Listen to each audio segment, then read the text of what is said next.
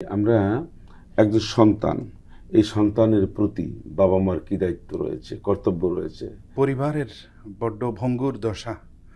এখন সন্তানের জনক জননী যারা হয়েছে তারা বড় অস্থিরতা বোধ করছে তার সন্তানকে সঠিক পথে স্থির রাখার ব্যাপারে।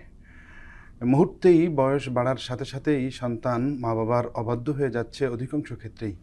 ফলশ্রুতিতে এ ধরনের একটি বিপর্যয় আসতে পারে। সেই বাস্তবতাকে কাছে রেখেই বিশ্বনবী মুহাম্মদ রাসূলুল্লাহ সাল্লাল্লাহু আলাইহি ওয়াসাল্লাম আজ থেকে প্রায় ১৫০০ বছর পূর্বে চমৎকার কিছু দিক নির্দেশনা এবং কার্যক্রম, মা বাবার কার্যক্রম এগুলো কিন্তু বলে দিয়ে গেছেন। সন্তান লালন পালন এবং অনাগত সন্তান তার কি হক আছে সেগুলো জানতে হবে দাম্পত্য জীবন শুরু করার পূর্বেই। যিনি বাবা হবেন তাকে তো সবচেয়ে বেশি গুরুত্ব দিতে হবে। বাবা হবেন তো পরিবার গঠনের পরে। পরিবার গঠন শুরু লগ্নেই কিন্তু ইসলাম তাকে কিছু গাইডলাইন দিয়েছে যে তুমি কেমন মেয়ে চয়েস করবা তোমার সন্তানের মায়ের দিক বিবেচনা করে। তোমার সন্তানের মা হবে, সেই মাটা কেমন হবে সেটা কিন্তু ইসলাম বলে দিয়েছে, সেটা চয়েস করতে হবে।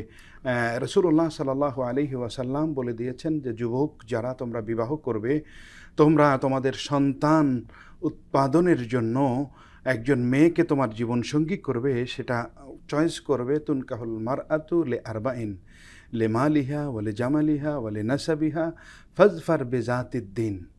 তার সৌন্দর্য দেখতে হবে, তার বংশ পরিচয় দেখতে হবে, তার সামাজিক স্ট্যাটাস দেখতে হবে, তবে সবথেকে গুরুত্ব দিতে হবে যেই মহিলাকে আমার জীবনসঙ্গী করব, যেই মেয়েকে আমার জীবনসঙ্গী করব, যে যুবক জীবনসঙ্গী করতে চাইবে সেই মেয়ের ভেতরে দিনদারিতা আছে কিনা, ইসলামী শিক্ষা আছে কিনা, ইসলাম পরিবার গঠন পরহেজগারিতার মধ্যে কতটুকু এগুলো রয়েছে? আছে কিনা এটা গুরুত্ব দিয়ে দেখতে হবে।